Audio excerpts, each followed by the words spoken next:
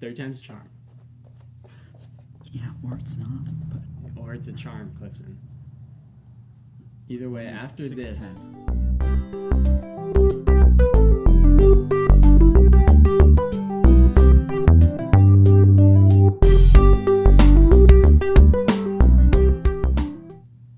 Hello guys, welcome to Seriously Lighthearted Yoga. It is story time here today. Hey. Anyway, grab some popcorn and a warm beverage if you so desire. Maybe cuddle up on a couch under a blanket, and it's time for Kai to tell you a story about Patanjali. Yeah, so this guy, he's pretty important in the history of yoga. His name's Patanjali. He wrote the Yoga Sutras, credited with those, and also arguably credited with a text on Sanskrit grammar and also a text on Ayurveda, which is kind of the Indian system of medicine, well-being. Those two are kind of a little more in contention. He's pretty sure to be the author of the Yoga Sutras, but the other two, the dates don't quite work out. A lot of the dates in India's history get a little fuzzy early on, but what kind of time frame are we talking about here? And this was about 2nd to 3rd, sometimes 4th century comes up, but also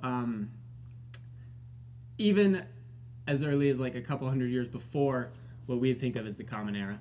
And yeah, there's a lot of contention, but the 2nd to 3rd century Common Era AD is the one you'll see most often, I would say. His story is kind of interesting. So his mother was a really adept yogi. Her name was Ganika, and she practiced all the time, was very ascetic in her practices, and if you don't know what that means, it's kind of like austerities, discipline towards removing your senses from the world. Like you fast more often, you do things like not involve yourself in worldly things that other people find exciting. But anyways, she was a very adept yogi, very accomplished, and really wanted a son.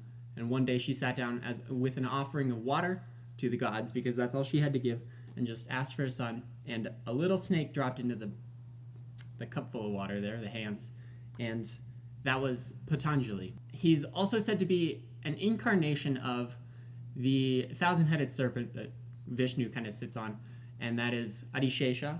I've also sometimes seen him as anatta, but essentially, yeah, he's a fallen incarnation of one of the deities. And she raised Patanjali as her son, taught him yoga, and he brought yoga to arguably the rest of us now at this point. And so, his name Patanjali is actually broken up into 2 different Sanskrit words, which kind of are another description of what happens in this story. So Patanjali is Pata and Anjali, and when you put those 2 together, you get Patanjali. But Pata means fallen or falling, and then Anjali means prayer. So if you think about it, his name is essentially means fallen prayer, which is how the story goes. Mm-hmm.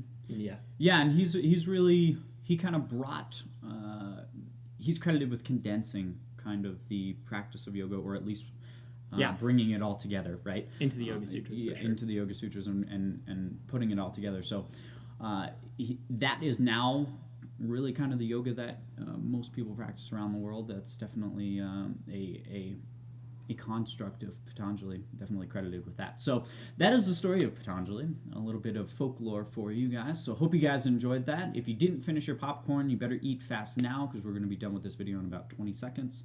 So subscribe, like, and share. Give somebody a high five. Share that story with them. That was kind of a cool story. We'll be going over more history and more context for yoga in future videos. So stay tuned for that, and we'll see you guys tomorrow. But until then, have fun out there, guys.